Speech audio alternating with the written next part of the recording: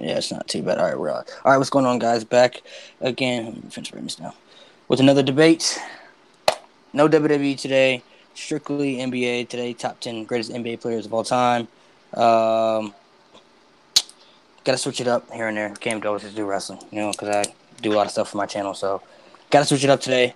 This might be a little easy, might be a little hard. We never know. Everybody's got different opinions, so we'll see how it goes. I'm gonna let my guests introduce themselves. They've been on the channel numerous times. We'll start with Conrad, then we'll go to Kyron, and then we'll jump into the list. What's going on, everybody? Conrad Cushman from Everything Pro Wrestling. Got a podcast, got a YouTube channel. Help out, subscribe. Malik, thank you for having me on once again. Go ahead, What Kyron. You go ahead. what's good, everybody? It's your boy Kyron Chase. As you know, always good to be here. Thanks for having me on the show again, Malik. And I'm just ready to get started. All right. Okay. So, um, Kyron mentioned a good point earlier about like stats and stuff. I think we can pretty much base it off stats and everything too. I mean, it's not like really hard. I mean, like I said, we don't got to base it like exactly off the numbers and everything, but like we know who has more MVPs than this person. We know who has more career points, steals, blocks, championships, all that stuff. So we're just gonna base off that. Like wins, we can't really count wins because I don't.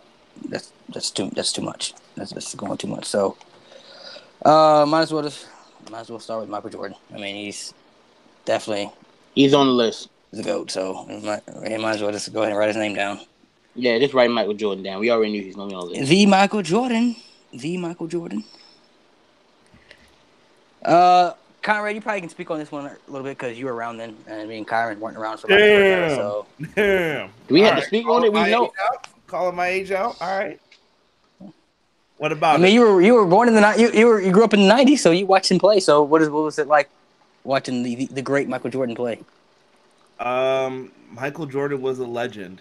I remember watching that game where he hit the game winner buzzer beater on the Utah Jazz. That Cleveland? shit probably hurt their soul, bro. Hurt their soul. I don't care if it was a push off or not. If I was him, I would have never picked up another basketball ever again in my life, dude. He jaded the shit out of that. But truthfully speaking, Michael Jordan to me is the greatest of all time. Even before that, when I was a young kid, I used to watch people play basketball. This was probably in the beginning days of me starting to play, and I used to suck when I first played. But I started watching people like Michael Jordan. I was god awful horrible, but within the next 2 years, after watching tapes of people like Jordan, I learned little things like how to do spins, get in a post up move, how to shoot with your back to the basket, and I got better. And I was just like, damn, dude, I didn't realize. And I eventually was able to like start and stuff, and I was like, man, I never could believe that this would happen. Like I was trashed, like last dude probably to get picked, and now all of a sudden it's like amazing. But Michael Jordan is one of a kind, dude. I think everybody today will probably watch his stuff and try to imitate it or duplicate it, whatever is the best word you want to put it for. Jordan's the greatest, though, in my opinion. There's no debating. Yeah, and he revolutionized basketball, man, with shoes and everything, man. Like he just changed a lot of the culture and everything, man. Yeah, you want to know something funny? My high school paper is about. I had to do a thesis, and it's about Michael Jordan and how he is the greatest athlete of all time. We had to pick something that we had to argue, and I had a legitimate argument for why he was the greatest of all time, and using the shoe deal, movies, and everything else. Really, really funny paper. Got a good grade on that too. Yeah, I did. I think I did one on like Kobe Bryant or something like that. Kobe or it was like a debate or something like that. And I did one on. I think it was like 8th grade or something like that. We had to do one of those things too. So, Kyron, what do you think? Even though me and Kyron, we a little young, so we wasn't around. I was born during like the era of Michael Jordan, like during the late eras. But we've all seen the highlights. We watched highlights. We watched games. What are your thoughts on the GOAT? See, his thing with me, I think Jordan is obviously the greatest basketball player to ever play the game. Obviously he's on this list. Regardless of I'm not a huge Michael Jordan fan myself, and that's like I think he's great. I'm just not big into Jordan. I think Michael Jordan is the best player to ever play the game. So yes, I have obviously Michael Jordan's going to be on this list. Yeah, Michael Jordan is just something else, man. One of the very few players I wish I could have seen play like in like this live. I wasn't around then, so I wish I could have seen him play like actually like during his like era, his prime. Because you see the highlights and you see the highlights and you hear the people talk and experience everything, but greatness is just like it's just in people's DNA, man. He's just one of them. Like it's just in their system. Like I don't know how to explain it, bro. Like he just has it in his DNA. So he's definitely on the list, no question.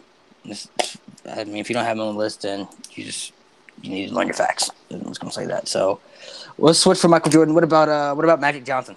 Yeah, He'd be on my list. So he's my second favorite player of all time. I think he's number 3 on my personal list. I think Magic Johnson talked revolutionizing the game. Hell, he and Larry Bird's rivalry saved the NBA in the 80s, for crying out loud. Because remember, the NBA had gone through a dark spot throughout the 70s. Poor basketball, low ratings, the cocaine problem. But he and Bird, and we're going to talk about Bird later, helped revolutionize the game and save the NBA.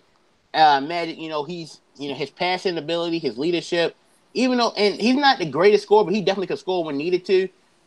His baby sky hook against the Celtics in Game 4 of the '87 Finals, one of the most iconic moments. His Game 6 performance and his first ever finals as a rookie against the 76ers in 1980, another great performance.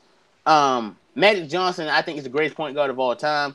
He's my second favorite player of all time, and I think Magic Johnson is definitely on this list. Conrad? I wanted to let him finish his point. Magic Johnson easily has to be on this list. I wish he would have played longer is the only complaint that I have about him. But due to everything that happened with him, he couldn't obviously play longer. But Magic Johnson easily is one of the best of all time, hands down, for playing that point guard position. He won MVP his first year in, didn't he? As a rookie too, he won Rookie of the Year and MVP. I think so, and then he also won the championship. I think so. Yeah, that's nuts. And here's one thing I should have brought up. I brought up his Game 6 in the first finals in his rookie year. Here's one thing. This is why Magic is one of the best. In Game 6, the closeout game, Kareem was hurt, and he started at center. A rookie point guard started at center. Granted, he was obviously 6'9", but still. A rookie, and he started at center in that game. That alone, and then dropped 42 points. Come on now. That's the type of performance that makes you legendary. And in his rookie year, no less. Yes, Magic Johnson. Yeah, that's just incredible. And you got this. Like I said, he's 6'9" running the point, dude. Like, that's crazy, man. Like, point guards like an NBA are like 6'2", 6'3" at the most. This thing's 6'9", bro. Like, can see over everything. That's why he can pass it. He can see over everybody. Running down the court, because nobody's taller than him. So at that position, so he's definitely on the list, no question. Magic Johnson. Let's go ahead. We talk about since we brought up Larry Bird. Let's bring up Larry Bird now too, who was also a big part of the '80s basketball, greatest white player of all time, hands down. He would be on the list too, in my opinion. So, what do you guys think? You can go first, Conrad. I went first last one. I think Larry Bird is someone who should be on this list. I think Kyron said it best. That rivalry really saved them.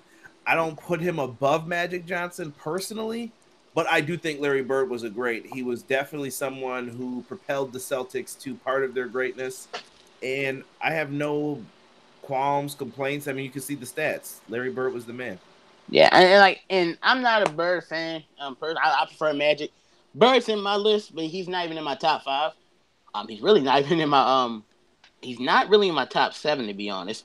But I think Bird is definitely a top 10 player of all time. And he's the only man in the NBA history to win 3 consecutive MVPs, 3 championships, I believe 2 finals MVPs. Yeah, Bird is definitely a great player, top 10. Plus, you got to think, too, I mean, basketball has always been kind of known as like a black dominant sport, but like he was playing with some dogs back in the day, bro. Like this man talking trash, can't be stopped. That jump shot, bro, is unstoppable. That 3-point shot is legendary. He's unstoppable. He's definitely on the list, one of the best of all time. Yo, you know what's crazy too? I definitely saw a move from Larry Bird. I want to say a couple months ago. I was playing in leagues and stuff on Monday nights for a little bit, and I saw a move where he was posted up, and he had the guy. And I always watch moves like this, and he did a fake behind him like this, and the guy went to reach for it already. And by the time he went to reach, he had turned around and hit the jumper. He couldn't even put a hand in the face. I was like, I think I've seen that was slick. Yeah, I've seen that play. Love it. I wanted to try that next time I'm playing, so be on the lookout. I think I've seen it, but I don't know how. And I'm not really good at basketball. I don't think I really do shoot, but like I just never understood how people like just can do stuff in that moment. You know what I mean? This is like, how does Michael Jordan go up in the air and switch hands like in that moment? Just like I don't understand it, bro. Like I just don't know if he knew what he was doing. Like he was like, I'm gonna switch hands, or he just did it. You know what I mean? It's crazy how people do stuff like that. All right, so we got 3 on the list so far. So far, we agree on everything so far. Let's talk about Shaq. Let's go into Big Shaq, the Diesel. If you ask me, bro, he's the most dominant player ever. I mean, some people say Wilt Chamberlain, but I'm gonna get to Wilt Chamberlain. I got something special to say about Wilt Chamberlain. We get to Wilt Chamberlain.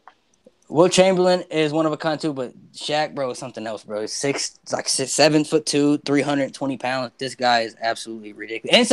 And if you really think about it, he never really got to showcase all his talents because when he was in LSU and all that stuff, he would like run the ball up the court. Like before he gained all that weight, he was running the ball up the court. Even when he played with Orlando a little bit, he's running the ball up the court a little bit. Shaq, he's got to be on the list if you ask me. I mean, this guy, the most dominant player ever. And he had his down years, obviously. After. When he left the Lakers, even when he went to Miami, he was starting to downgrade because, he was getting old and everything. But Shaq in the prime, who gonna stop Shaq in the prime, man? Come on, man. LA Shaq, cool. Who gonna stop LA Shaq? Man, there was nothing worse than playing with Shaq on the Celtics when that was my team. They had some of my boys on there, and Shaq would come in off the bench. Yeah. Man, I knew there was gonna be a lot of steals happening. Shaquille O'Neal is one of the most dominant players. Actually, my brother is in the chat. He's KC Classic 7. Shout out to you, KC Classic. I see you in there making some comments. We were just debating about this, like due to where people would rank on this list and how do you put this guy over that guy, and it was coming down to Shaq. His Orlando years, he did some good stuff. The man made Kazam. I mean, we can't even leave out little. I mean, we mentioned all that movie is terrible though. Huh? But that movie was terrible. Doesn't matter. He was in Kazam. We don't see brothers.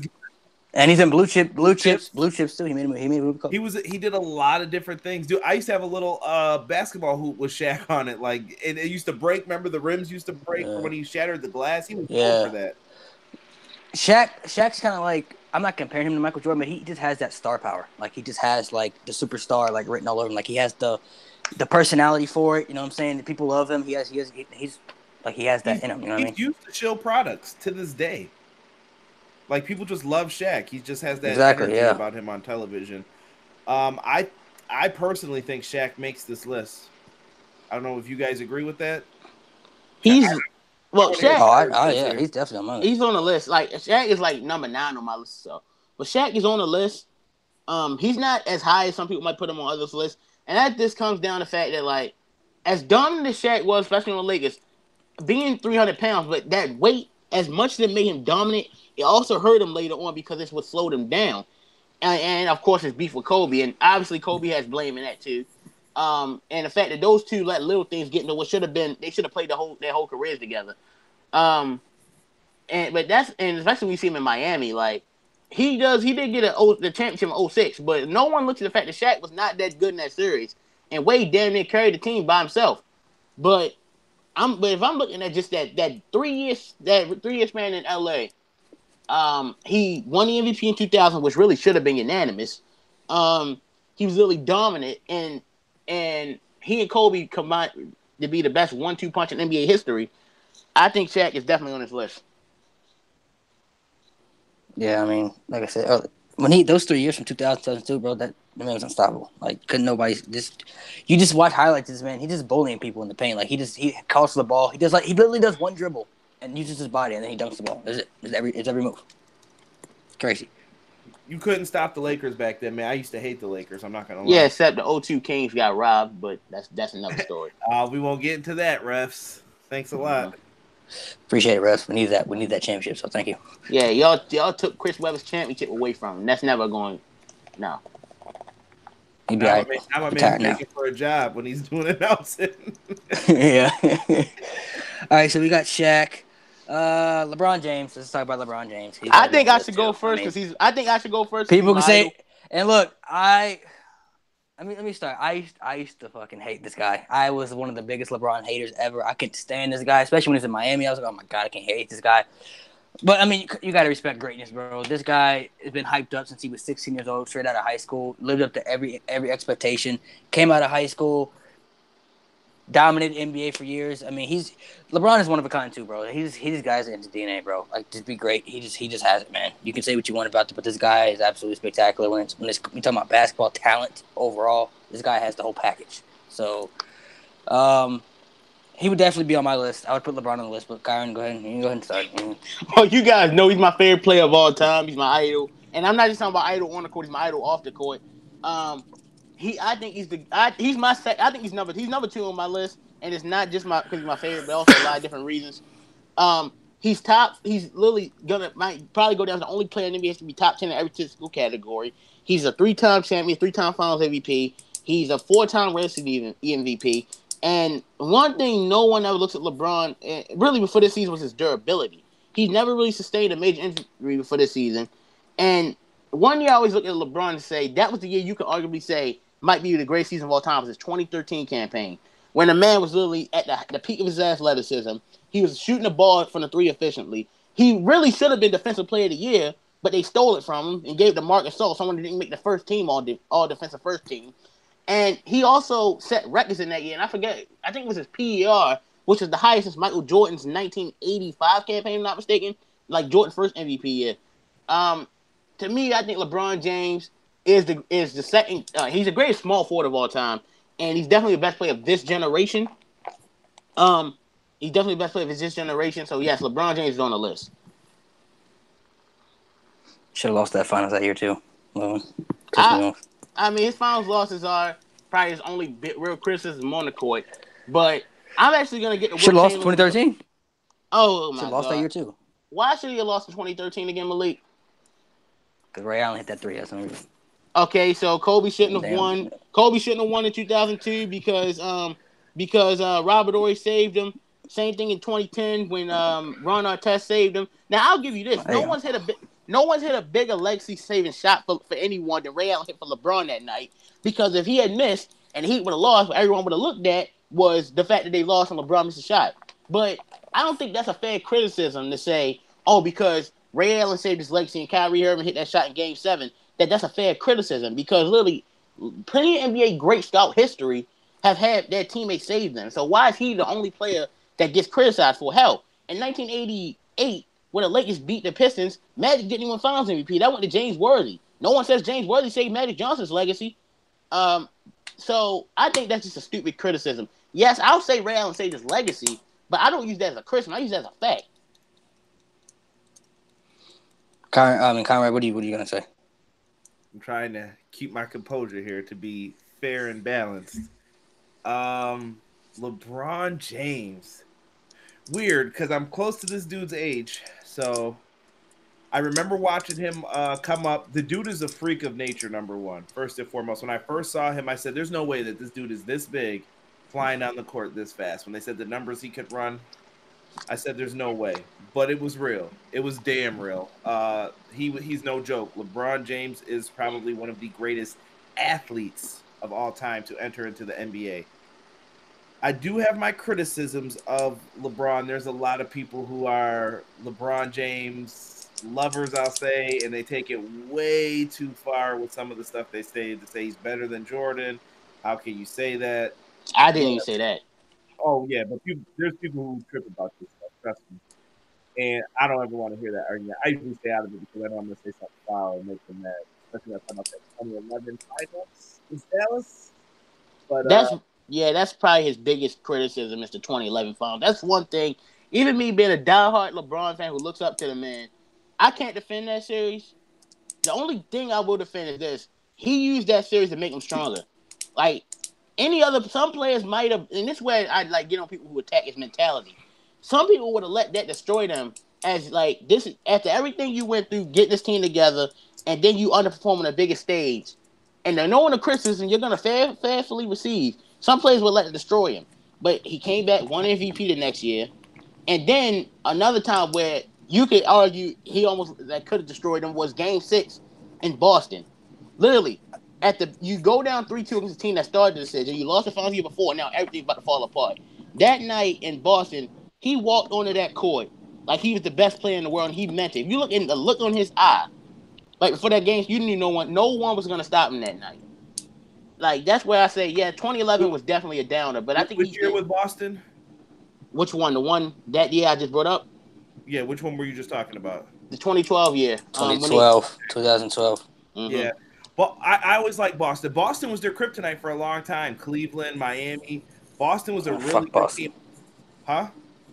Hate the fucking Celtics. Come on, dog. I'll explain why I like them eventually. I might bring this guy's name up, even though I don't think he's going to be I'm a Lakers fan, baby. Don't root for the Celtics. Here we go. I can't wait to watch them play this week. What time are they playing? The Celtics, I think they play tomorrow, if I'm not mistaken. Oh, no, I'm talking about the Lakers. The Lakers, they play right now. That's the end of this. We'll be back next year. We'll be back next year. Don't worry about it. I will say this. I do think LeBron James is a top 10 player right now. And there's not too many guys who play actively that are – I think he might be the only one on my list. Actively, I think he's the only player that's top 10. Yeah. Yeah, actively right now, yeah. I would say so, too. Let me ask he's you, definitely gotta be. Do you guys think his legacy is done? Or do you think he still has time to still show greatness? Like, is he on the downturn now? See – I don't know. I don't really know, man. It's hard to tell. Usually when people get kind of older, so it depends, man. It really depends. I mean, some people, and it depends on the sport too. I mean, like some people, they say the same thing. They say a lot about the stuff about Tom Brady too, but it's just like I think it depends on how you are and just the mentality and how you take care of yourself. And like this year was the first year he had a real injury like kept him out for 18 games. Other than that, he's never really been hurt. So when no one, I think at this point, he's got to at the age that he's got to surround himself with a younger superstar that's going to be able to carry the load for when he needs to. That way, he doesn't have to do everything. I think his whole entire career, he has liked being around veterans more so than anything else because they know what to do. They're not going to ask for a lot. They're just out there to ball, hit the mid-range shot, whatever their thing is. You know what I mean? Everybody's a role player. I just think he has to learn to cope. LeBron, you are the veteran now, so what are you going to do? He's got to find some young guys he can trust and instill. Right, he's got to find that young talent. You know what I mean? He's got to find that young, is it Kyrie Irving or that young, whoever, somebody that's going to be able to step up into that superstar. Like, hey, you got to be that guy now. I'm gonna still be me, but you got to be the guy I need you to be. You know what I mean? Yeah. Hey, I think this about LeBron's legacy is 2016. I think that solidified it for me. Like, I remember Dom 2K made a great video. This is the first video I ever watched where he said how 3 times he responded with his legs on the line. He said at the end, as long as I think after winning this finals the way he did, coming back from 3-1 on the greatest wrestling team ever, would it really matter if he lost another finals? As long as he doesn't go to any more super teams and talk about how it's going to be easy, it doesn't really matter. Like, I think it's more like, I think his legacy is secure. You can always add to it. You look at what he did in the 2017 playoffs. He and Kyrie literally ran through the whole playoffs. Literally, the only team that could beat him was the Warriors. And then last year, his playoff run may have arguably one of the greatest individual playoff runs. He had 2 buzzer beaters, multiple 40-point games, and damn near got 1 game off the Warriors when he had no business being in that series. This year with the Lakers, I agree. Like this wasn't a good year for them, but that also comes down to the fact that the full team wasn't healthy, him included. And he was putting up MVP numbers before he got hurt. And only LeBron James, even after the injury, can be seen as a down year for him when he's still averaging 27, 8, and 8.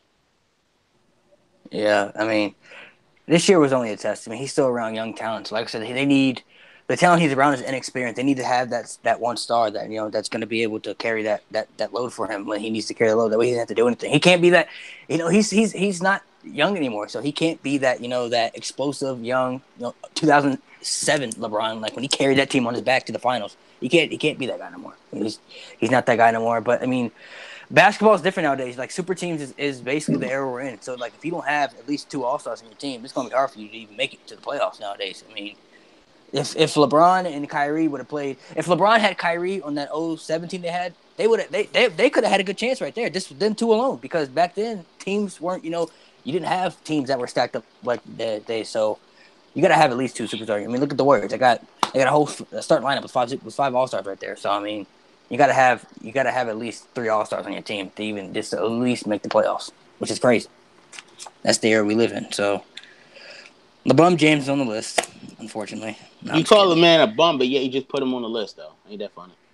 He's definitely on the list. I'm just playing. He's definitely on the list. He played for my team too, so I mean, I can't. What am I gonna say? So, let's see. We got LeBron, we got Shaq, we got Larry Bird, Magic, we got Michael Jordan. Let's talk about Kobe Bryant, my favorite player of all time. I agree. That was my guy. He was my favorite player of all time. What do you guys think about Kobe Bryant? Whoever wants to start, doesn't matter. See, I'm not one of the dumbass LeBron fans that hates on Kobe for no reason. I'm not one of these dumbass millennials who think Kobe's not top 10 or top. Hell, I've heard people say he's not even top 20. Those are just jackasses that don't belong talking about basketball. Kobe Bryant, even though he's not, I don't even have him in my top 6. I think Kobe Bryant is the second greatest shooting guard of all time. The man emulated Michael Jordan, but things he's done in his career, his championship wins, scoring 81 points. Granted, he only has one MVP, but still, whatever. I think Kobe Bryant's done a lot in his career, especially in the 2000s, to, be a top 10 player. And really, I think the finals that really helped him, was his last finals he won against Boston. Because you always argue 3P, even though he definitely played his part and saved the Lakers more times than many people want to admit, Shaq was the finals MVP all 3 times. I don't think Shaq carried Kobe, but Shaq was still the man on that team. Then 04 happened. A final series no one brings up, the fact that Kobe did not do good in that series. But after that, he finally won a title in 09. And a lot of people, but here's the problem with that. What did people say? Oh, the Celtics got hurt. Then 2010 was the big one for him. And I think Kobe, even though he shot poorly in that game, was still great when he needed to be. I think Kobe Bryant is definitely, that series in particular put him in the top 10. I think Kobe Bryant is definitely a top 10 player of all time. I hate that 2010 series so badly with I love it. Boston. My favorite series. I was watching it. I just thought some of the calls were atrocious towards the end too on Boston. That was just like, do you guys not want them to win? Like, it feels like it. And then Ron Artest hit that big shot, and it was GG after that. But yeah, saved his legacy, right, Malik? Saved his legacy, didn't he? No, I ain't gonna say all that. Because Kobe wasn't doing it that night. He was not, Malik. I honestly, he wasn't hit a bad series. I feel like they say, like I said, I think the refs and Ron Artest saved that night for the Lakers. I thought Boston had that notched up. But neither here nor there. Kobe Bryant is great. Here's the problem. I was trying to construct a list, and Kobe Bryant is on that outer tier of, like, I could switch him with a couple of these guys, and I had him towards the bottom. Kobe, I don't know. It's so hard to compare Kobe and LeBron. I always feel like Kobe will be better than him, but I feel like in the end, we're going to see LeBron James be a better player than Kobe. I think Kobe will be a greater Laker, but LeBron will be a greater player. Kobe's man, dude. He was definitely someone I hated as a kid. Ruined my elementary school days watching him just win championship after championship with Shaq and that squad. They were amazing. Can't front. I always felt he was pampered a little bit too, though. You got to think this man was definitely supposed to play for Charlotte and refused. Ended up on the best team with Shaquille O'Neal. They at one point had Karl Malone, Gary Payton. This team has always been stacked, at least since I was a kid up until college, I would say. That team was always stacked, always had people. And that's what makes that Pistons championship, whoever brought it up before, so epic, because who would have ever thought the Detroit Pistons would have been in the finals that year and then go on to beat a super team of Lakers players? And they beat the fuck out of them. Like, here's one, like, as much as I criticize. Can I say one more thing on that, too, before I forget? Michael Jordan plays a big part in that as well because of Rip Hamilton. He showed him a lot of things on how to beat people. You could tell. Rip Hamilton had a killer instinct. He traded Rip Hamilton. Like, I remember someone made a conspiracy video saying that Michael Jordan intentionally sabotaged LeBron and Kobe because he traded Rip Hamilton to the Pistons. He traded Tyson Chandler to the Mavericks, and he traded Boris Diaw to the Spurs. And all 3 of those teams beat LeBron or Kobe. Like, this is the one thing about Kobe in the 04 finals. He is the reason they won game 2. But one thing no one brings up, and this is one thing Malik always dodges whenever I bring it up, he doesn't really say anything, is Kobe shot the Lakers out of that series. If you look at he did. Kobe fans pretend that didn't happen. Like, me as a LeBron fan, I'll happily admit 2011 happened. But Kobe fans act like 04 didn't happen. Like, that series just doesn't exist. I mean, definitely exists. You can't deny it. But I mean, every great player, they all have that one. They all have bad times, and then they all have good times. You know, that was obviously a bad time for the Lakers and Kobe with the whole Shaq and everything going on. They know that would all that shit going on right there was just a problem with it. And then Kobe just, you know, nobody. I don't think anybody on the team really even cared, to be honest. I mean, everybody with the egos going on at the time. I think everybody. I don't think Shaq wanted to be there. Kobe was going to leave that year. If Shaq couldn't leave, Kobe was going to go to Chicago that year. So he definitely was ready to leave too. So everything about that was just, and looking back at it though too, I would have did the same thing. I would have kept Kobe over Shaq due to the whole he came in always out of shape, he wasn't ready, and Kobe showing I'm serious, I want this. That's everyone always. I know, especially back in the day. You know, I was like I think 4 years old. People used to get up like say it was a dumb decision to keep Kobe over Shaq. Looking back in hindsight, it was the best thing they could have did. Was keep Kobe over Shaq. I think like what was I about to say? Another big thing about Kobe, especially that whole season, was him having to fly from games back to Colorado for his rape trial, and that's when I really feel like Kobe really got his clutch label and his killer instinct. That's to say, think it this way: you have to play basketball games while you're going through a trial that could destroy your life and your career. Now, I don't think Kobe did anything, but still, just imagine you having to do that, and yet it doesn't throw you off. That's the type of mentality I say, like. Even though I think the killer instinct thing is a little bit of BS, to be honest. I honestly think that. But that's the type of mentality you have to have of like, this is this trial going that can destroy me, my life, my career, and yeah, I still have to come out here and play basketball. This was the time Kobe really started becoming the best player on the team. Exactly. I mean, the killer instinct thing is just the whole mamba mentality. Some people just have that drive, you know what I mean? Like some people are like Kobe that gonna spend hours in the gym, and then you have people like Shaq, you know, like, hey, I know who I am. I know I ain't gotta spend that much time in the gym. When the basketball game comes on, I'll do what I gotta do. But like Kobe's the guy who's like, no, I'm putting in the work. No matter if it doesn't matter if it's don't matter where it's at. I'm putting in the work regardless. You know. So some people like that. Some people have that mentality. Some people don't. Everybody's different. But Kyrie said he's on the list. Obviously, I'm putting him on the list. He's my favorite player of all time. So he's on the list. He's on the list. I'm not dumb. He's on the list. I definitely would have him on the list too. If you talk about and if you talk about one of the people still, a lot of people look up to Kobe. A lot of people emulate Kobe. You know, like a lot of other players. You know, they're talking about the whole Mamba mentality thing. The whole, you know, a lot of people go to him for advice. A lot of people, you know, like to learn stuff from him. He got a great basketball mind too for basketball too. By the way, he's got an incredible basketball mind. Yeah, he's on. Yeah, I mean, granted, he's not high. I mean, he's number 7 on my list, but he's on the list. Connor, what do you think? Oh my goodness, Kobe is on the teeter-totter for me. He's someone who I would, if he's not top 10, he's 11 or 12 easily. I think that I can argue Kobe being top 10 enough. But there's probably some other names. I would revisit it, but if you guys are down with it, I'll go with it. Yeah, good enough to be on there. I think he should be on the list. All right, I'm putting him down for the list. That's 6 players so far. I think this is where it's going to start getting weird too, because we got to get a little old school after this. All right, let's go to Wilt Chamberlain since we brought him up earlier. I forgot. We should have came to him after Shaq. Let's bring up Wilt Chamberlain. So this guy probably has more records than anybody. I mean, if you look at he's pretty much got every damn record in the damn book. This man was probably absolutely the most dominant player for his time. But then again, some people will argue that, you know, they didn't have other players that could guard him, whatever. Because different eras, every era is different. Everything evolves different. I mean, Wilt Chamberlain was the man back in his day. What do you guys think about Wilt Chamberlain?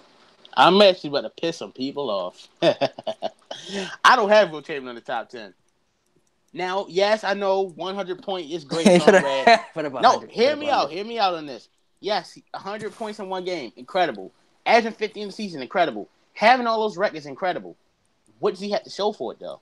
See, a lot of people criticize LeBron for being 3-6 in the finals. Wilt was 2-4. And here's one thing that no one really thinks about. He had all those. He was like too much of a stat junkie. People call Westbrook a stat junkie, but Chamberlain sometimes put his stats before the team, and that hurt his team. People always say how, and we're gonna get to him, Bill Russell only had more rings than him because Bill Russell had the better team. That is true. But Russell adapted and helped and used his teammates to his advantage to win those championships. Something Wilt barely did. He only did it one time. And I saw this tweet on Twitter, and it really is real. He says, daily reminder that Wilt only led the playoffs in points per game in one time. And never won as a first option, even though I think he did in, 1968, if I'm not mistaken. And he couldn't win with less than 3 Hall of Famers on his team. Now, granted, I don't consider that much of a criticism, but that is saying something when we think this man was arguably the most dominant player ever next to Shaq. But yet he only has 2 championships. And he barely ever led the playoffs in points per game. And when his team need help, one time, and this is one of the biggest criticisms, was when it looked like Wilt was about to take the throne from Bill because the Sixers had just won the title in 68. They came back in 69. Wilt and the Sixers had the best record in the league, if I'm not mistaken, that year. Maybe not. But Wilt Sixers was up 3-1 on the Celtics. And the Sixers blew that series. And in Game 7, Wilt barely scored in the second half. You're the best player on the team, and in one of the biggest games of the elite season, you barely score in the second half. And the coach put the blame on Wilt for not asking for the ball more. Wilt blamed the coach for not putting in better positions. But these are as great as Wilt's numbers are, and they're incredible. There is a lot of criticism to why I don't think Wilt Chamberlain is the top 10 player of all time. Come at me. You want me to go first, Malik, or you got it? No, go ahead. Wilt Chamberlain. I'm a jerk, man. A lot of people don't know. I'm usually the guy who will say, I never saw him score 100 points. Show me the videotape. All I see is a piece of paper with the dude holding it up. I said, I can do that too. Look, y'all, I scored 100 points. I don't know. Wilt Chamberlain has a lot of record stuff that I think is hard to duplicate, but at the time, who was he playing? Things like that come into play. I still think Wilt Chamberlain's top 10, though. He's not upper echelon top 10.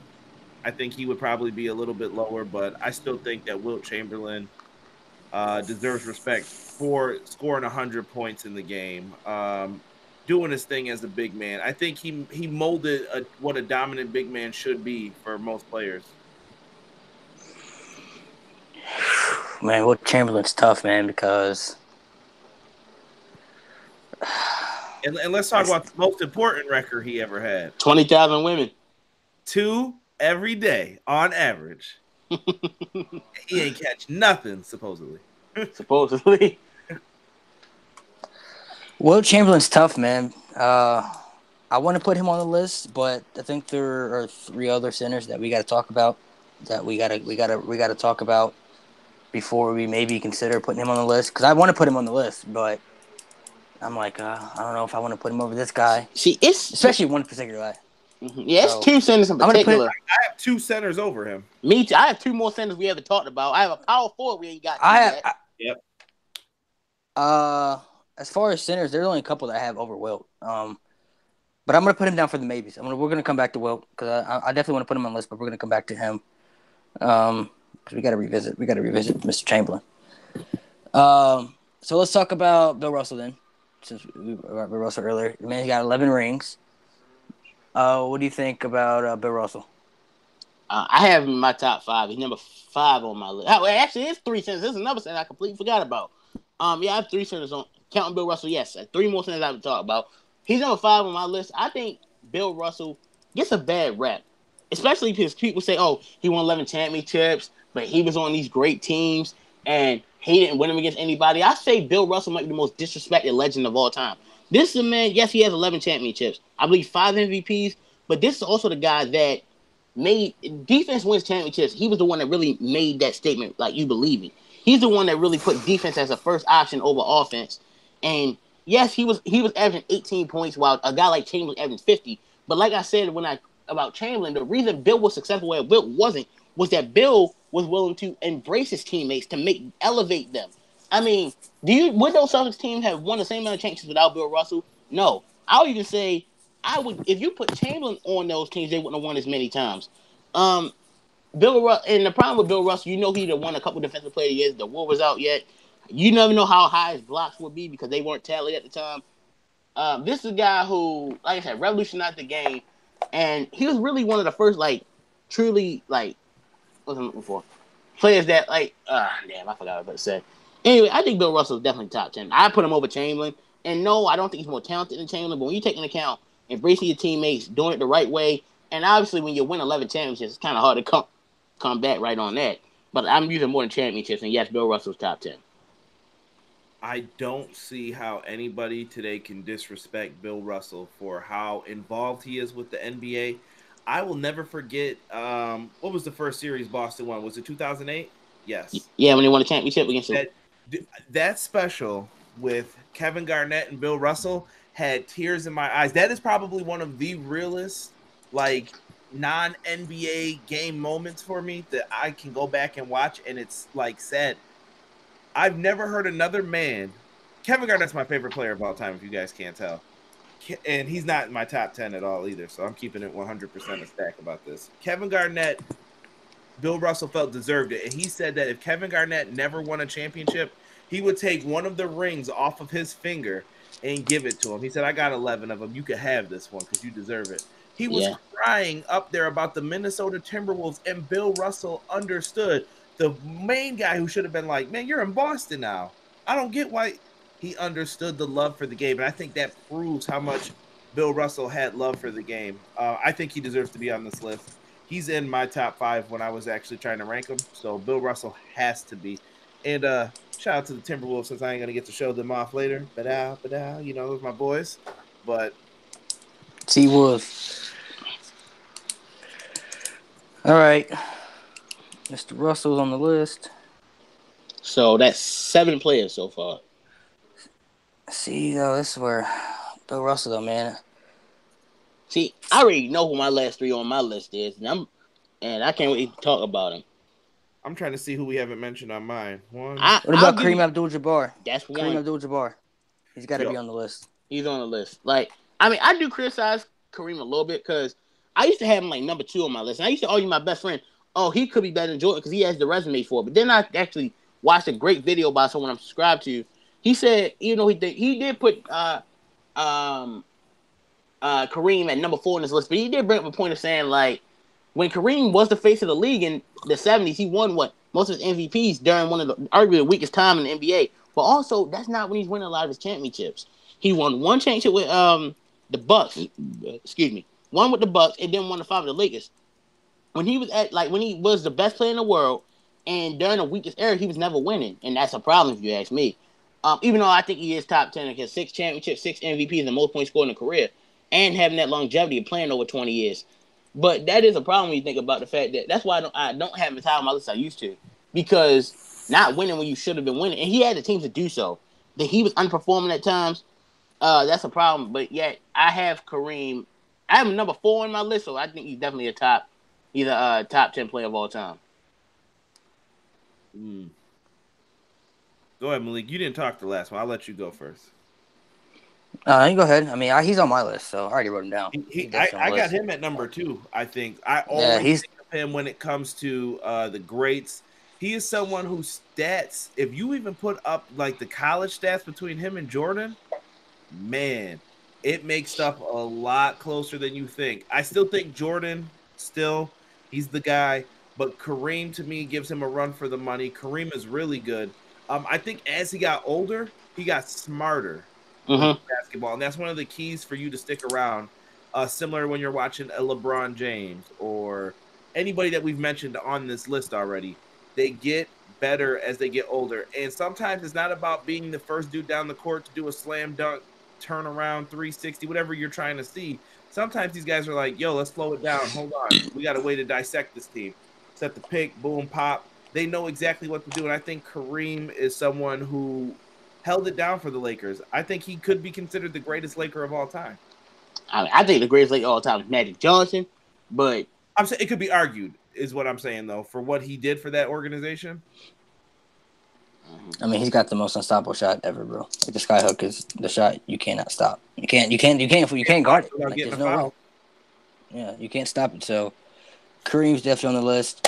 And then the last thing we gotta talk about Hakeem Olajuwon. Hakeem Olajuwon. You see, I have Hakeem on my list. I mean, personally, this where it gets hard though, man, because you got Because this is where I had the Kobe problem. I had Hakeem on the list at first, but then I'm like, but Kobe's on that outside, and I've said easily you could switch Kobe's championship because if we're talking about championships, Kobe outshines Hakeem in every single way. But Conrad, I give you that, but here's my counter argument to that. Hakeem's 2, you can argue, are more valuable than Kobe's 5. Well, not all 5, but think of it this way. In 94, this is after Jordan retired, and what happened? He became the only player, I think like the only player in history to win MVP, Defensive Player of the Year, and Finals MVP, outplaying Patrick Ewing in the finals. But the next year, after the Rockets lose some pieces, they trade for Clyde Drexler, the 6th seed. They win 4 series while going on the road. They were down 0-2 in 1 series. Then the next round against the Suns, they go down 3-1, win that series. And then after they gave the MVP to David Robinson, and what did Hakeem Olajuwon destroyed him and won that series, and they won that series in 6 after winning the first 2 on the road. Then in the finals, he outplays Shaq and gets his 2nd ring. Literally, that you can argue that might be the greatest individual postseason of all time by one Pacific player. Because you look at the names he went against in the post: Karl Malone, Charles Barkley, David Robinson, and Shaq. Arguably 4 of the greatest low post players of all time, and Hakeem dominated all 4 of them. That says a lot. Hakeem, he's number 1 all time in blocks. I think in terms of talent, he's the most talented center of all time because no center in history had the footwork that he had.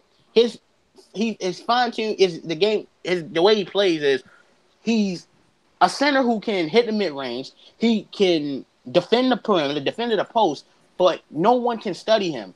Like Shaq even said, no one can study that man. Whether it been him, David Robinson, hell, he should. I mean, I remember the one when he played the Spurs. It was a game 1 or 2. He drove. Caught him one time, caught him the pick and still went under. Like that's like his dream check was something I always tried to emulate because people always call the skyhook the most unstoppable move, but the dream check is up there too. I think Hakeem Olajuwon. I think he's better than Wilt Chamberlain, and I think he's definitely top 10. I mean, skill wise, he's got to be the best skill wise center ever, man. I mean, that's why I'm saying like, but Russell Kareem, Wilt Chamberlain, and Hakeem. It's tough between those guys because I think a lot of people crap on Olajuwon though for the exact same reason though for what he had brought up that Jordan wasn't playing, and that's another argument. Like if Jordan never retired, would he won those championships? That's another thing because he just won 3. He just won 3 championships. But he was always a great player though too, no matter what. Like that was a problem for them. And the Bulls could never even guard him anyway. Like. They even asked Jordan things like, if you could build a team around anyone other than you, who would it be? Say Hakeem. They asked him, like, even Jordan said he was a little nervous of playing them because literally the Bulls' biggest weakness is always the low post. Post, yeah. But you gotta think too though, like they won 3 championships. He retired and then he came back and won 3 more. So you could argue they might have hit burnout because ain't no one burnout is a big possibility in the league. Also, yeah, they did win another 3-peat after that, but Olajuwon was still playing at a high level. And remember when they got Barkley, the 2 teams met the next year, and it was 1-1. Like, everyone wanted to see that series, see what was going to happen. And we didn't get it. But the Bulls, like, everyone, like, praised the Bulls' second 3-peat. But are we forgetting they did nearly fall off a couple times. And even in Utah, that's one of the times I'd argue that second one against Utah in 98. They more survived than won it because you had Pippen being injured. They had problems with the GM. And they won a championship, but you had things like a lot of problems with the Bulls. So that's one thing. I think the Rockets might have still could have got one, even if the Bulls were still in the league. That's me though, because I just want to see how would they have guarded. Even though I don't know they maybe would guard Jordan, how would the Bulls have guarded Olajuwon? That's one thing no one brings up. I mean, people can criticize. People criticize him for the fact that he won his rings when Jordan was out, but that says something when he's the only player that could take advantage of that. Think about it. You had other greats during the same time. Rockets team was amazing during that time period too. That's a stacked squad. I don't care what anybody says. Yeah, like everyone says. But look at it this way though. Everyone always says Michael Jordan's the main reason that a lot of players in the 90s didn't get a chip. But those same players also couldn't beat Olajuwon either. Think about it. People say Karl Malone, Patrick Ewing, John Stockton, Charles Barkley. Those are the 4 people. Reggie Miller. Well, I'm not gonna go Reggie because Olajuwon didn't play him, but I'm talking about those four in particular. Those are the four poster boys of people that didn't win a ring because Jordan. Olajuwon beat him too. So it's not just Jordan. Olajuwon was also up there as well. I think Olajuwon's in the top 10. Hell, Jordan even said, like, if there was any other player other than yourself to build a team around, who would it be? He said Olajuwon. Hell, Olajuwon was picked number 1 in that draft for a reason. He was that good. I think Akeem Olajuwon is a top 10 player. I guess he's better than Wilt Chamberlain to me. Go ahead, Cameron. I'm just thinking right now. I am too, man. Because I think because there's still a couple names that we haven't mentioned too. Yeah, it's one I'm about to bring on. Another thing too, you got to think like, okay, I don't know, like, do you guys feel like Bill Russell is better than Hakeem Olajuwon? Like, would you, if you had to pick between the two in their primes, like, would you take Bill Russell over Hakeem Olajuwon? See, I would take Olajuwon to start my team around, but I had Bill Russell ranked higher than Olajuwon. Yeah, I think that Bill Russell brings I don't know, he's got a championship mentality that you can't deny right now at this point. It's. I mean, he does, but you gotta think skill wise though. We're like skill wise. But let's say this though: would there be Hakeem Olajuwon without Bill Russell? Those things matter too because they do. But you gotta think Hakeem. There's no Kobe. Kobe's not as good. If there's no Dr. J, is there a Michael Jordan? Right. Like you gotta all that stuff influences. Those things matter too, but you gotta think Hakeem. The reason he's so good is because he's from a different country. You know, like he didn't grow up playing basketball. He probably grew up playing soccer and all that stuff. So that helps a factor with all the footwork and everything. That's definitely a factor that helped him for his career. So that's why I'm looking. I mean, obviously, Bill Russell got the championship mentality. He got the rings. Nobody can touch the 11 rings. But if we're talking about skill wise and everything, that's tough for me, man, because everything else Hakeem Olajuwon has better in stats. I don't want people to just think that Hakeem Olajuwon was playing with bums because he wasn't. No, but this is the league. This is when some centers like dominate the league. Like you got to think that Hakeem, Alonzo Mourning, David Robinson, Patrick Ewing, Shaq came into the fold. That's my point exactly, Malik. All those Dikembe Mutombo too. I mean, all those centers, man. And you proved my point right there, Malik. Of all those great centers, he was the one that stood out. Yeah, but I mean, it's tough though, man. It's tough because it's tough though, man. Because I think he's top 10. We already have Bill Russell, Kareem. I mean, I think Kareem has been here too. We got Shaq, but then you got man, it's tough though. The centers one is tough. Exactly. I think we got to revisit him. I got somebody we can talk about, Malik. We got to talk about Tim Duncan too. Exactly. I was about to. Hey, you can hate me all you want, Malik. I think he's better than Kobe.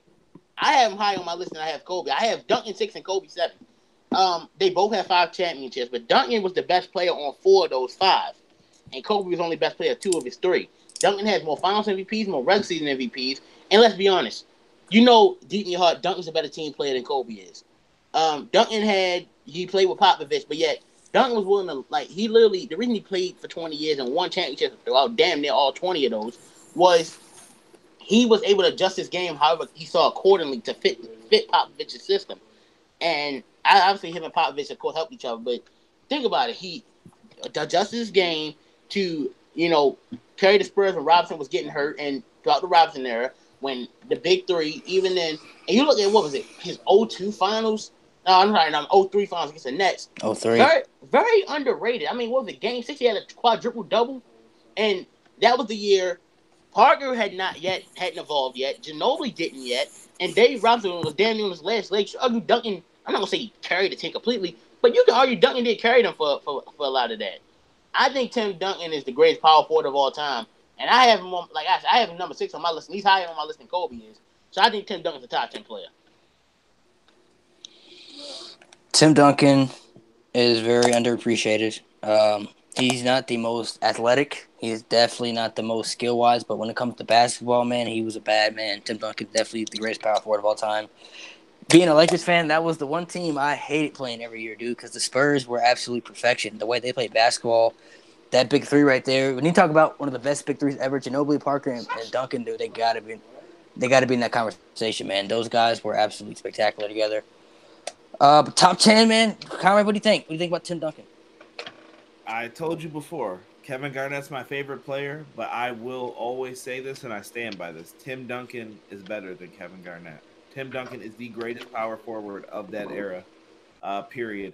And I used to suggest to people who were first starting to play basketball, younger kids and stuff, when I used to play, I used to always tell them, go watch the Spurs play if you want to learn how to really play basketball, like team basketball. They're not a flashy team. In all honesty, I think they were one of the most boring damn teams to ever watch. If you were looking for, I want to see who's going to dunk or this, I'm like, nah, bro, these boys are going to shoot. They're going to do pick and rolls, layups. You're going to get sick of it. Like, what the hell is this? Great team. I think Tim Duncan, I don't think he wore his heart on his chest as much as Kevin Garnett did, but I think that he was a loyal dude just as much as Kevin Garnett. He always stayed down for his team. He never said one bad thing about Popovich, even when Popovich and Parker and Ginobili and them would start talking to the media. They would pull their little stuff sometimes. I don't think the Spurs is all gravy, too. They had some little moments where I can see why Kawhi Leonard wanted to bounce on them. But Tim Duncan's got to be on the list, I think, in my opinion. You see, my best friend's a Kobe fan. He does not like the Spurs or Tim Duncan. He thinks Tim Duncan's boring. But I always tell him, Andre, because that's his name, you look at what Tim Duncan did, and you can say he's boring, he's not flashy, but hell, he won a championship in the 90s, the 2000s, and the 2010s. And this is one thing, and it hurt me as a Heat fan to watch, was that 2014 finals. After we barely beat them in 2013, everyone knew that the Spurs let it slip away. And Duncan, literally, the only time he ever choked was when he missed that floater, that layup in Game 7. But the next year, even Duncan, who's usually a quiet guy, said, we're going to get it this time. And literally, you watch the way they play team ball in that series. Every pass was made, every layup was hit, and literally, that's definitely a team ball. And while, Kawhi Leonard did win Finals MVP, he didn't average a lot of points. It was a team game. That's where I respect. That's when I, even though it was against my favorite team, I learned to respect the Spurs. Damn, they really kicked our ass. They really wanted this one. And they played like a team throughout the whole series. And Duncan, this is why Duncan, I have him higher than certain players. It's because some players might not have done that. Even though he was, not even in his prime anymore. The fact that he despite being, who he is, he took a back seat in a way. As in to say, this is not about me. It's about the whole team.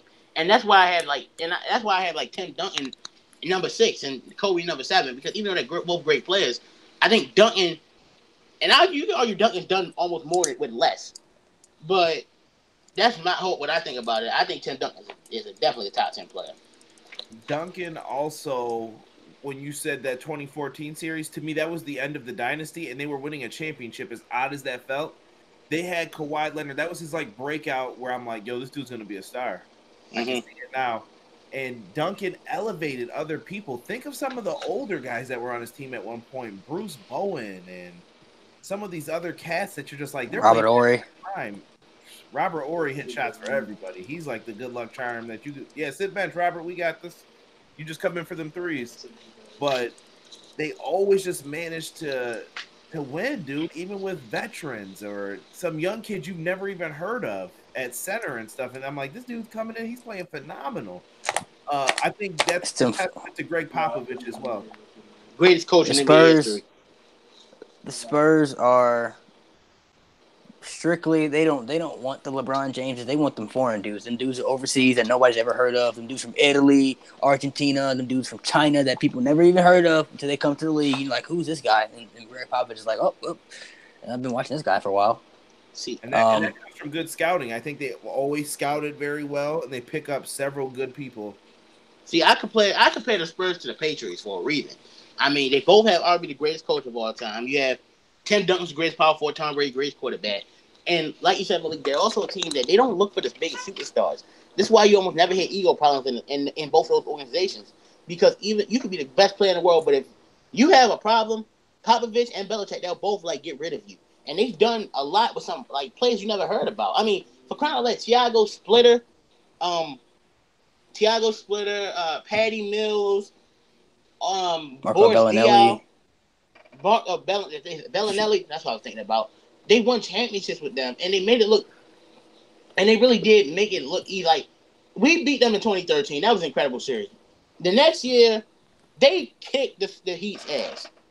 And really, the only reason they wasn't a sweep is because LeBron had that one great game, too. But even then, that was a close game. I think we only won it like 98-93. That's a game could have easily went to the Spurs as well. So that's how I feel about the Spurs.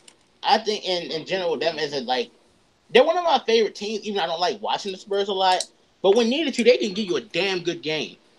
But so yes, Tim Duncan is the top 10 player of all time.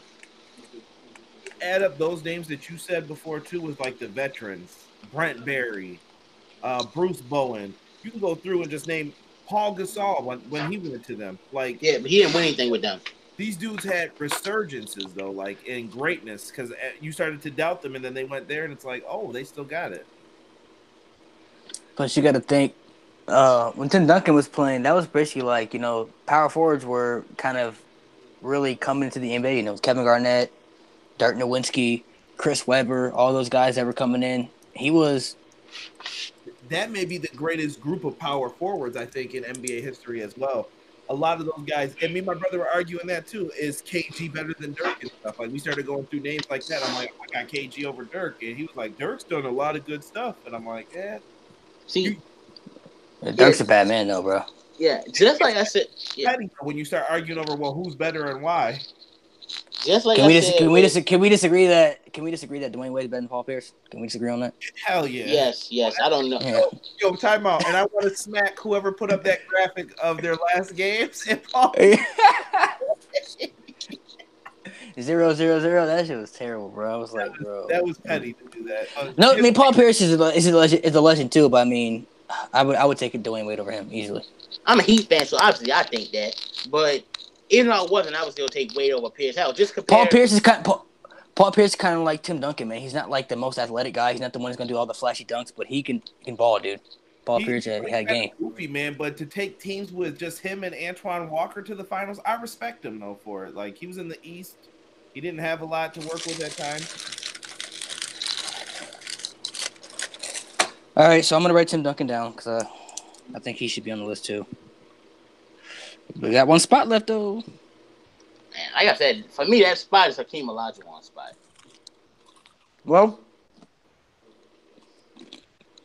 I think there are other people we like to talk about. Well, in my opinion, unless is there any other names that you guys see? I think there are other people who deserve mentions. Guys like Oscar Robinson, Dr. J, those guys deserve mentions too. They deserve mentions, but the 11 players are like the 11 players we just talk about all like my top 11. The difference is like really it's gonna come. We know deep down it's gonna come down to between Chamberlain and Olajuwon. We know that. That's who that last spot is either gonna go to. And like I said, everything I said between both of them, I got Olajuwon over Chamberlain. So that's how I feel about it. But I think some players deserve at least a mention. I mean, guys like Oscar Robinson, Dr. J, Allen Iverson, dude. Allen Iverson was one of my favorites growing up, man. See, here's the thing about AI. This is something I've said that pisses everybody off. I don't even put him over Dwayne Wade. Because, like, I don't, like, people always get on me for that. Like, and no, you just a Heat fan. That's why you say that. No, if given a choice, I would start my team around Wade before I started around Iverson. Iverson had too much off-the-court ego. And remember, that nearly led him getting traded before the 0-1 season. So that legendary playoff run he had would not have happened. The only reason it didn't because the guy who they were going to trade with him had a contract that they didn't want to that he didn't want to give up. So as great as Iverson is, I don't even think he's I don't even think he's the third greatest shooting guard of all time. That goes to Dwayne Wade.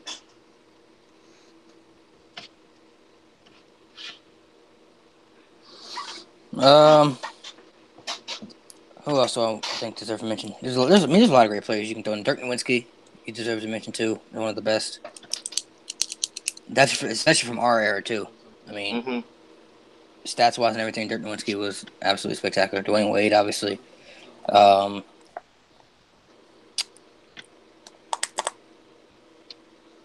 just pulling up some stats, so y'all don't mind me. From who? Stats from who? I'm getting some Wilt Chamberlain stats because I feel like this is going to be a little bit of a go-around. See, stats-wise, Wilt Chamberlain might be the greatest player of all time. Stats-wise, bro, nobody's going to touch him on stats, man. His stats are ridiculous. I think my criticisms I brought about him not showing up when he was needed is a big problem. Like, if you up 3-1 in a series that you should win, and then not only does it get to Game 7, but in Game 7 you don't even take... And I criticize Kobe for the same thing. But because of his series against the Suns in 06. But You're up 3-1 on the Celtics. You blow that lead. And then in Game 7, you barely score in the second half when they need you most. And I think this game was only ended. The game was like, I think they won it by like 1 or 2 points. So if you had showed up more, you'd have won that game. And hell, in Game 7 in general, Chamberlain was not that lucky, to be honest. You know what? Too, we didn't mention Elgin Baylor. That's another one we could have probably threw on there. Looking at but Jerry West. Jerry West, yeah. Gary Payton, too. Gary Payton was on the line. He was a bad man. See, if we're talking Gary about Payton. defense alone, Gary Payton would be on this list. But he ain't done enough to be a top 10 player. I don't even think he's a top 15 player of all time. Yeah, 20 is debatable, too, I think. Yeah, even 20 is debatable. Like I said, it's not a bad list to be compared to. Well, I got Hakeem Olajuwon's like career highlights and awards right here. What site are you using so that way we can kind of? Well, I'm not like looking for stats. I'm just looking for like awards. I'm just looking on Wikipedia right now. Yeah, just go to Wikipedia and it has like everything. It just has all the stats right there. Like for Olajuwon, like he's a 2-time champion, 2-time Finals MVP. He's won an MVP, 12-time All-Star, 6 All-NBA first teams, 3 All-Second teams, 3 All-NBA third teams, 2-time Defensive Player of the Year, 5-time All-Defensive first team, 4-time All-NBA Defensive second team, NBA All-Rookie first team, 2-time NBA rebounder leader, 3-time block leader, and he's number 1 all-time in blocks. See, Wilt is 2-time NBA champion, NBA's Finals MVP, 4-time NBA MVP, 13-time All-Star, NBA All-Star Game MVP, 7-time NBA first team, 3-time All-NBA second team, 2-time All-NBA defensive first team, NBA Rookie of the Year, 7-time scoring champion, 11-time NBA rebound champion, NBA assist leader. This guy led the league in assists at center. It's crazy. 13. He got his jersey retired by by 3 different teams: the Lakers, Sixers, and the Warriors. He got 31,000 career points, 23,000 rebounds, 4,000 assists. Dominated. That's tough, man. Yeah, dude, he's got a lot of stuff in there. Like I said, he's got a lot of stuff. And he led the league in assists too. I didn't even know that, man. Wait, what year did he lead the league in assists? 1968. The year he won MVP. Like I said, the one time he embraced his teammates, he won MVP and won a championship. I got he was second on my side. He was second, not 1. Oh wait, no, that was 67. My fault. I messed up. Like that's my whole thing about Chamberlain. Like in terms of stats, he's definitely a top 10 player. But those criticisms I brought up of not embracing teammates when he needed to, he could definitely have won a couple more championships. Now a lot of that does have to do with different things. I mean, you got the Game 7 in 1970 when the Celtics, I think it was 1970, it might be 69, one or the other. When the Celtics had no business beating the Lakers, they lost that game. You had the Game 7 against the Knicks when Willis Reed on one leg was defending them. They lost that game too. Like everyone, like you can't like people criticize LeBron for his finals record, but Chamberlain was only 2-4, and there were plenty of times when his team needed the most, and Chamberlain didn't show up. That's a big part of being a top 10 player. And every other player on this list, other than Chamberlain, definitely showed up when their team needed the most. Does that push LeBron James down though? I mean, yeah. See, I have number 2 on my list, and that's the same thing. I said people, you use one criticism on LeBron, got to use it on Wilt, but the difference is you're never going to hear of a LeBron James in a Game 7 not showing up when he needed to. You're not going to hear none of that. In the finals, LeBron has played in 2 finals Game 7s, arguably 2 of the greatest. Wilt's played in the finals Game 7 twice as well, if I'm not mistaken, and he didn't show up when he needed them. And every player, like Lee said, every player has that time where they don't do good, but also how you bounce back. And Chamberlain, after they blew that 3-1 lead, got traded to the Lakers and still lost 2 more times in the finals. Like that's my whole thing with Chamberlain is, and like I said, he was a stat junkie. Like he cared about the stats way too much at times. Times where he put his stats over the team. Like every time, and I think Bill Russell said this about how if Chamberlain actually like played more team ball, he'd have won more championships, and that's a problem. If you're not embracing your teammates and you're losing because you're more worried about stats, yeah, that's a valid criticism if you ask me.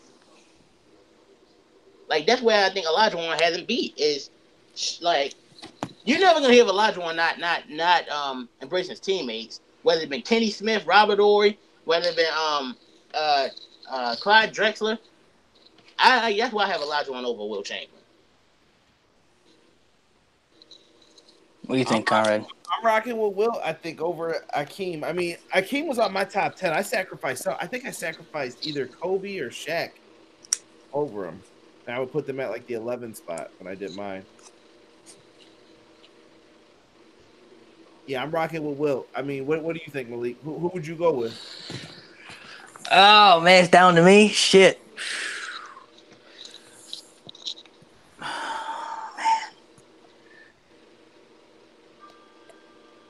Oh my gosh, dude, it's tough. I mean, if I had to, stats wise, Wilt Chamberlain is Hakeem Olajuwon. Stats aren't touching Wilt Chamberlain's, obviously, but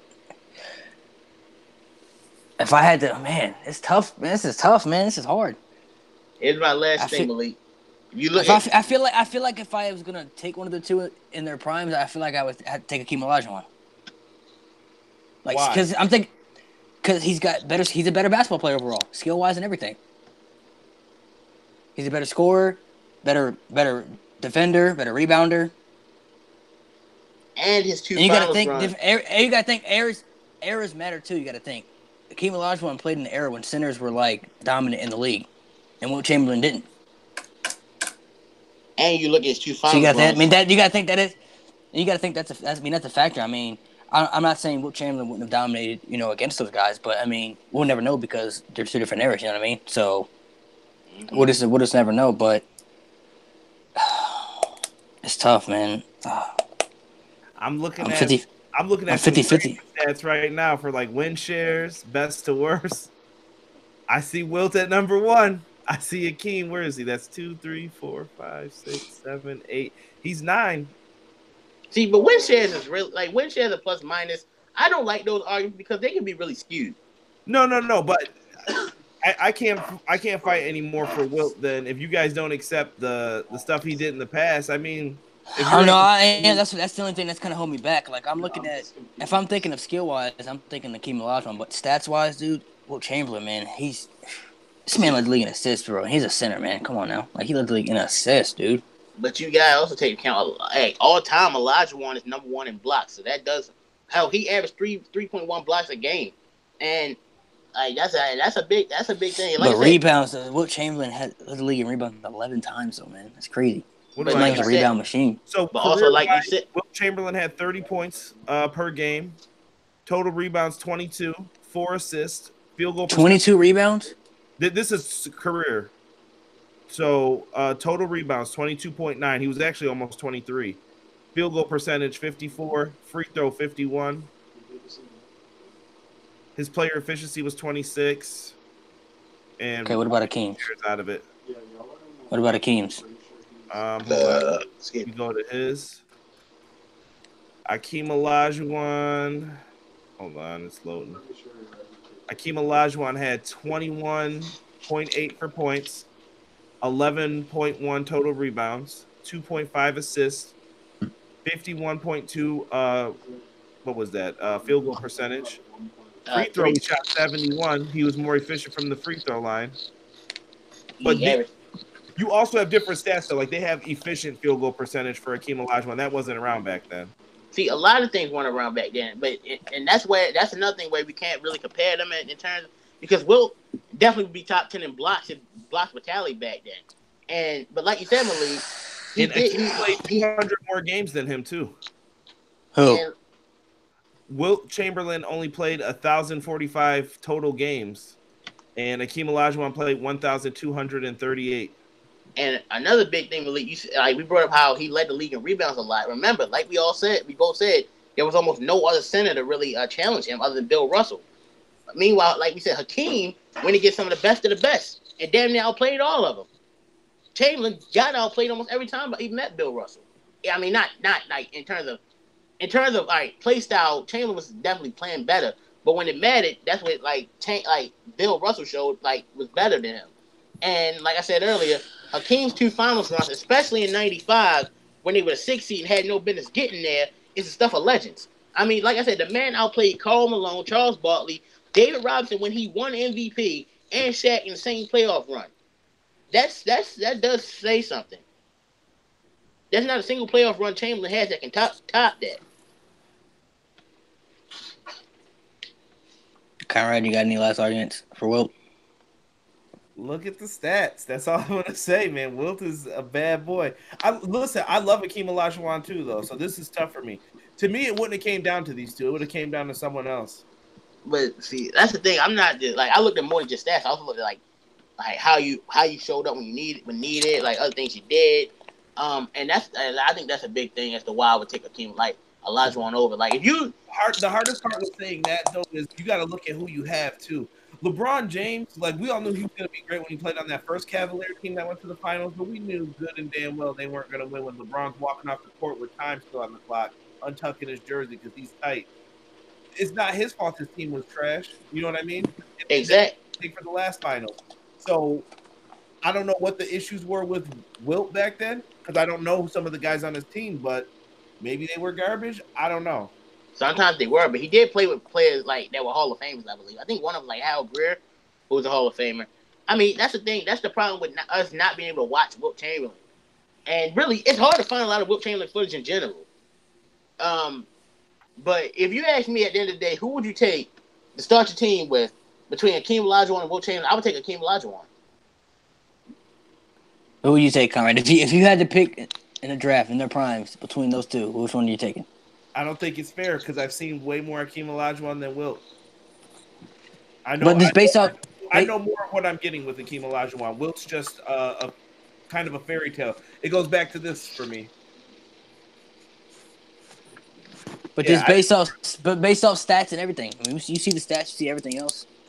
See, that's the thing. Stats just don't tell the whole story. Like if we're just going off stats, obviously Chamberlain. But you taking stats and performance and like on the playoffs and things like that. That goes to Olajuwon, especially and being the only player to win MVP, Defensive Player of the Year, and Finals MVP in the same year. That does say something when not even Jordan did that. Yeah. That is true. So, Conrad, you taking Akeem. I mean, you taking Wilt. I got Akeem. Kyron's taking Akeem. Oh, my God, bro. This is hard, bro. It's on you, host. Man, I'm 50-50, man. Dude, like I said, I'm 50-50 on both, man. Like, and isn't it weird too, Kyron, how like everybody always has Wilt on their list? Like to me, Akeem's always on that breaking point, but Wilt's like always on any like if you type in top 10, top 20 NBA players, I guarantee you will see Wilt Chamberlain's name in the top 6, I would always say. Literally, the only person I saw who didn't have Chamberlain on his list was this guy named Bezos, who I'm subscribed to, and he literally said the same things I'm saying right now. So and that's the thing. I actually look more into it. So because most people finally say just looking at Wilt's stats alone, he's a top 10 player. Oh, he averaged 50 in a season. He led the league in assists as a center. He scored 100 points in the game. Yeah, but it didn't really equate to much. That's why. I think that's a small problem. That's why I would take Olajuwon. Even though he doesn't have the stats that Wilt has, he definitely you can argue he accomplished almost more in ways. Oh man, I think I gotta go with Wilt Chamberlain, man. I think I got to. I just feel like in a list in general, he just has to be on the list. If you're talking about top 10, I think he just has to be. Akeem, overall, I mean, skill wise and everything else, I think he's a better basketball player and everything else, but. Like Kyron said earlier, would there be Akeem without a Wilt Chamberlain? You know what I mean, Wilt Chamberlain was before Akeem, so different eras do matter. But like you said, Akeem played in a tougher era with harder centers to guard. Like other than Bill Russell, how many great centers really were there back then in the 60s and 70s? I mean, he met Kareem toward the tail end of his career. Meanwhile, like I said, Akeem went against Shaq, Robinson. He went against Dikembe Mutombo. Who else was that there in terms of centers? And even then, you got power forwards who are banging down, like Bartley and you got Ewing, you got Bartley, you got Malone. That does count for something. Hell, and he actually was when he met Kareem in the playoffs, he destroyed him. I mean, it definitely does, but eras are different. You know what I mean? I mean, like right now, we're not in the eras of centers anymore. It's pretty much the point guard era that we're living in right now. Point guards and small forwards and stuff. Growing up, it was kind of different. It was basically like power forwards. '90s, it was centers. Back then, it wasn't centers back when Will Chamberlain was around. So, I mean, obviously, we'll never know how well he would have did against these guys. We don't know if he would have dominated. We don't know if he would have had the numbers that he had. We'll never know because they'll never play against each other. But I'm just looking at this Houston team just because I wanted to pull up some of the names, dude. This team is nice. But here's one more thing. If you could, I think Hakeem is one of the centers you could put in any era because of his play style. Chamberlain, especially in the days world, might not work in the same way because Hakeem could hit the mid range. He could hit a three if he needed to. He could guard the perimeter. He was quick on his feet in the post and up in the perimeter. I don't know about Chamberlain was just a player just dunked on people and just laid the ball up. I don't think they had threes back then though, so it was you had to have a reliable big man who could put it in there. I think he was like one of the first, like, yo, I'm about to dominate this whole time, like, just give it to me. Yeah, I don't think the 3-point shot was there yet. He played back in the 50s and 60s or so. It wasn't, but then the free throw line, then you would take Hakeem at the mid range. I take Hakeem at the line over him too. I mean, he said he was 71% at the line from the free throw line. 71 for Olajuwon, and Wilt was, what did I say, 51 or 52? Yeah, remember Wilt was sometimes shooting his free throws like this. Right, that's when you shot like that too. Yeah, I mean, obviously he's not good at free throws, but you know what? That's not bad though for back in the day either. It's not.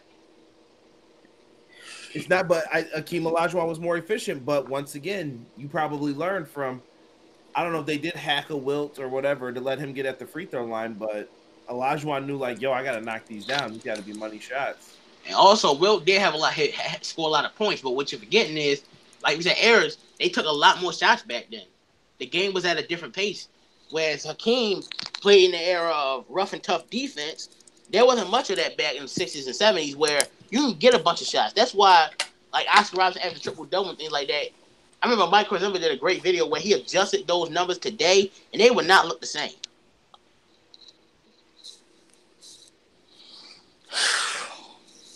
I mean, you both bring up some good points, but I mean, I got to go with Wilt Chamberlain. Hakeem was great, but I think I would pick him over Wilt. But first of top 10 greatest of all time, I think his name has to be in there, man. He revolutionized. I mean, a lot of centers looked up, like Shaq even said, Bill Russell, Wilt Chamberlain, those guys. He put those. I mean, obviously he's gonna put those guys above him because he's not gonna say he's the greatest. He's not gonna say he's better than those guys. But in terms of centers, Kareem, Shaq, Bill Russell, and Wilt Chamberlain, I think those guys have a bigger legacy than Hakeem Olajuwon does, just in basketball in general. See, that's when it comes to being like someone who actually followed the game more than others. Like, people look at those names, they quick say, "Oh, yeah, they the best." And that's why, like, and hell, I was like that if I started watching Olajuwon. When I started watching him, like, why didn't this guy get the same recognition that those guys get? Yeah, he's done almost more than Wilt, and he's a better player, to be honest. Like, that's just my whole thing. Like, people put Wilt in the name just because they see his stats and see 100 points, but no one looks deep into the game like I do. Damn, that was a good ass pass. But if you really want to put Wilt Chamberlain on the list, and I give Wilt Chamberlain, even though I know in my heart Hakeem Olajuwon is the better player. I mean, everybody has their own opinions, but I gotta go with Wilt Chamberlain, man. I got to, and I just feel like most, like kind of what I said, if you Google like a top 10 list or even ask legendary Hall of Fame players, I feel like Wilt Chamberlain would just be in the list. He would just be on there. I have seen some lists that have Hakeem Olajuwon higher than Wilt Chamberlain. Like, Wilt's not on my top 10. But it's whatever. All right, so we got Michael Jordan, Magic Johnson, Larry Bird, Shaquille O'Neal, LeBron James, Kobe Bryant, Bill Russell, Kareem Abdul-Jabbar, Tim Duncan, and Wilt Chamberlain. Tough list. That is 10. Tough Yeah, list. it's a pretty basic list. Yeah. I mean, basically came down to Akeem and Wilt. I mean, that was basically like the argument right there. And like I would have kept fighting for Akeem, but you overruled me. But I mean, everybody else pretty much felt, kind of unanimous, really. I mean, I wouldn't say this was too tough. It wasn't like too crazy tough, but that was a good argument back and forth though. For why? For which one? For why we both had it for Wilt and Akeem. I think that's a tough choice to make between those two. I agree. Yeah, I agree 100%. Absolutely. I mean, I'm with you on that too. I think it's a tough argument, but I'm all right with the list. I have no problem with the list. I mean, it's part of the debate. You know what I mean? It's hard because you'll have to go on the list. So the debate is debates are always hard. Mm-hmm. And this one I think it was a little easier than I expected. I wanted the debate to be a little bit harder because I wanted the debates to be really, really tough. But I think this was going to be a little bit easier because some people were just going to be unanimous, and I think everybody pretty much knows. Unanimous on that one though. Like you're not. Who's going to argue about Jordan? No one's going to argue Jordan. No one's going to argue Magic. No one's going to really argue Kareem Abdul-Jabbar. Like that's why I said doing the top 10 NBA players list is easy. Like I didn't write anything down, so I knew my top 10 list was.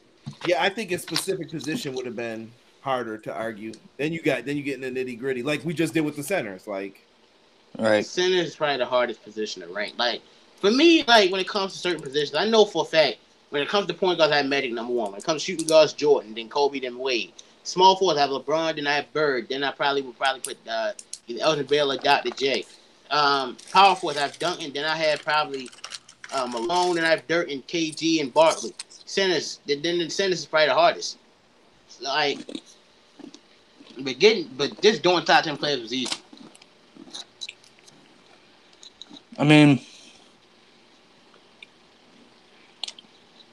centers, Shaq, Kareem, Wilt, Bill Russell, and Olajuwon. Those are I would put those top 5 best centers ever. So that was 6 in there. Like I mean, if I said like for centers ranking, I got Kareem, I got Bill. It's because personally, Olajuwon's my favorite center of all time, personally. But I got Kareem, I got Bill. Then I would probably go Olajuwon. Then I would go Shaq. Then I would go Wilt. That's how I rank them. I wonder if we did like top 10 players not in the Hall of Fame or underrated. You know what I mean? Like retired but not in the Hall of Fame, or that. I think those would be difficult ones to do too. Well, we know next week's one. I'm gonna do. What are you gonna say, Kyle? We know next week's debate's gonna be hard as hell. Oh yeah, that's gonna be the hardest one by far. What's next week's? NFL. Top 10 NFL players. It's gonna be tough. Mm-hmm. I am gonna do a top. I'm gonna do I want to do another one for NBA. I'm gonna do the top 10 greatest players that never won MVP, like season MVP. So that one. I already know who number one on that list. There's a lot of people that could be on that list. Just be on the list. Yeah, but I already know who's number one on that list. But next week's debate is gonna be tough. It's probably gonna be the hardest one by far that we've ever done. So that one we will do. Next week's guys will be top 10 NFL players of all time. Then the week after that, we're gonna go back to WWE. Be top 10 WWE theme songs, which should be fun because everybody's gonna have their opinion on theme songs and everything. And I'm still debating whether, because some people have more than one theme song, so I'm debating if I want to put them all together or just one separately. So I'm still thinking about that. I think what you should have did was like a bracket for them. Like you do a big like 64 theme song bracket, and then we just vote.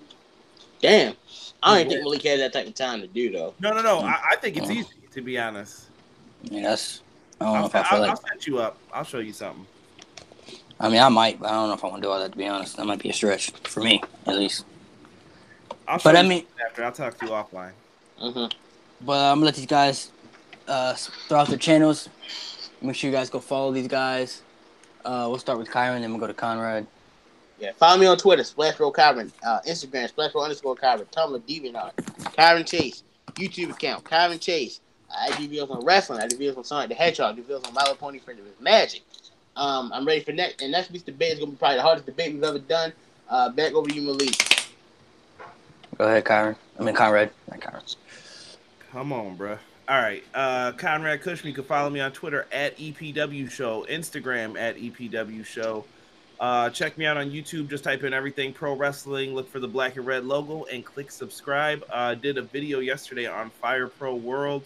Got some good traction on that. Lots of people coming in. Stream for like 3 hours, so make sure you guys just check it out. Appreciate you having me on. Yep. All right. Make sure you guys tune in next week's debate. Same time, as always. You know what it is, 4 p.m. or 4:30, one of the two. 4 p.m. and 4:30 around that time. But next week's debate, top 10 greatest NFL players of all time. Going to be a hard debate, but we're going to get through it. Make sure you guys subscribe to their channels. Go check out their stuff.